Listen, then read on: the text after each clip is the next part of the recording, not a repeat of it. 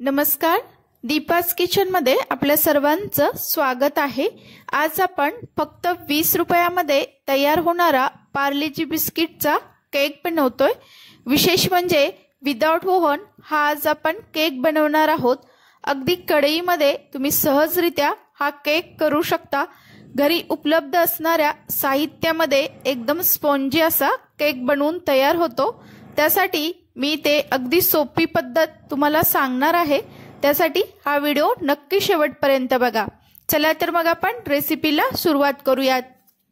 इथे मी केक बनवण्यासाठी 4-5 वाले पार्ले बिस्किटचे पॅकेट्स घेतलेले आहेत। आता यातील आपण बिस्किट काढून घ्यायचे आहेत आणि मिक्सरच्या भांड्यामध्ये याचे बारीक बारीक असे तुकडे करायचे आहेत। तर इथे मी सर्वच बिस्किटांचे असे बारीक तुकडे करून घेणार आहे आणि एकदमच आपण मिक्सरमध्ये बारीक करून घेऊयात। इथे आपले सर्व तुकडे करून झालेले आहेत। यामध्ये आपण 4 टेबलस्पून इतकी साखर घातलेली आहे। तुम्हाला गोड जास्त हवं असेल तर तुम्ही अजून घालू शकता, परंतु बिस्किटामध्ये ऑलरेडी गोडपणा असतो त्यामुळे इथे मी कमीच साखर वापरलेली आहे आणि याला मिक्सरमध्ये अगदी बारीक असं करून घ्यायचं आहे।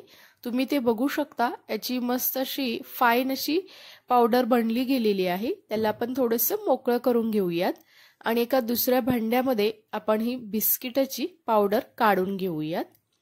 आता आपण यामध्ये दूध घालून त्याचं केकसाठी लागणारचं बॅटर बनवतोय। त्यासाठी मी ते 1 मोठी वाटी इतकं दूध घेतलं आहे। त्याचं प्रमाण 200 मिली इतकं आहे। तर हे एकदम दूध वापरायचं नाही, थोडं थोडं करत आपण याचं एकाच दिशेने फेटून घेत याचं बॅटर बनवून घ्यायचं आहे। तर तुम्ही ते बघू शकता, मी त्याला थोडं थोडं दूध ओतत आहे आणि त्याचं अगदी व्यवस्थित असं एकाच दिशेने त्याला फिरवून त्याचं स्मूथ असं आपण बॅटर बनवून घेऊयात। तर एकदम इथे दूध ओतायचं नाही, नाहीतर तुमचं बॅटर पातळ होण्याची शक्यता असते। तर इथे मला एवढं 1 वाटी दूध या बॅटर बनवण्यासाठी लागलेलं आहे। तर तुम्ही ते बघू शकता, मी त्याला अगदी व्यवस्थित असं फेटून घेतलेलं आहे।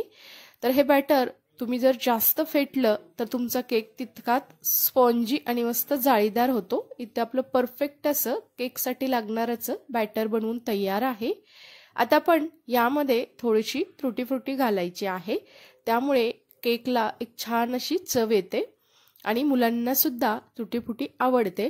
आता याला थोडंसं आपण मिक्स करून घेऊयात। त्यानंतर आपण यामध्ये अर्धा चमचा इतकी बेकिंग पावडर घालायची आहे। जो पोहे खाण्याचा चमचा असतो त्याने मी अर्धा चमचा इतकी बेकिंग पावडर घातलेली आहे। आता आपण याला अगदी व्यवस्थित असं मिक्स करून घेऊयात आणि परत एकदा हे बॅटर अगदी चांगल्या प्रकारे फेटून घेऊयात।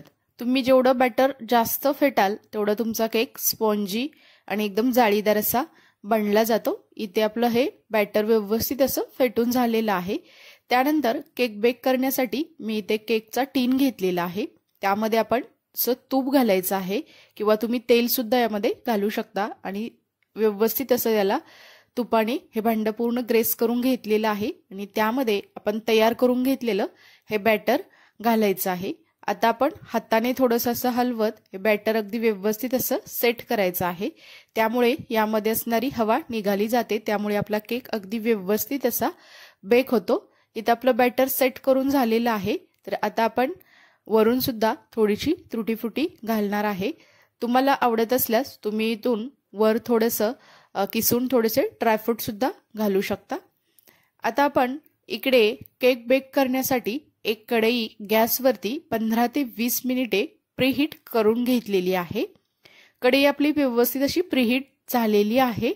आता आपण यामध्ये एक स्टँड ठेवूयात आणि त्यावरती तयार करून घेतलेलं आपण हे केकचं बॅटर त्याचा हा आपण टीन ठेवून द्यायचा आहे आणि याला अगदी व्यवस्थित असं झाकण लावायचं आहे आणि साधारणतः 30 मिनिटे याला मीडियम टू हाय गॅसवरती आपण बेक करून घ्यायचं आहे। तुम्ही ते बघू शकता, अगदी 30 मिनिटानंतर आपण याचं झाकण उघडून बघूयात। वाह, एकदम मस्त असा आपला केक बेक झालेला आहे, तो छान असा फुगलेला आहे। यामध्ये आपण चाकू घालून चेक करूया। तर इथे तुम्ही बघू शकता चाकू अगदी क्लीन असा निघालेला आहे, म्हणजे केक परफेक्ट असा बेक झालेला आहे। आता आपण हे केकचं टीन काढायचं आहे आणि त्याला थोडंसं आपण थंड करून घेऊयात. तर तुम्ही ते बघू शकता अगदी काही मिनिटांमध्ये तर आपलं हे टीन थंड झालेलं आहे. तर केक काढण्यासाठी मी थोड्याशाच्या कडा अशा थोड्या चाकूच्या साह्याने मोकळ्या करून घेतलेल्या आहेत. असा सुद्धा केक अगदी व्यवस्थित असा निघला जातो. तर तुम्ही ते बघू शकता अगदी परफेक्ट असा आपला हा केक बनला गेलेला आहे. तो अजिबात भांड्याला चिटकलेला नाही आणि एकदम मस्त मऊ आणि स्पॉन्जी झालेला आहे. इथे तुम्ही बघू शकता केकला अगदी एकसारखा असा कलर आलेला आहे आणि एकदम मस्त असा आपला पार्ले बिस्किटचा केक बनवून तयार आहे.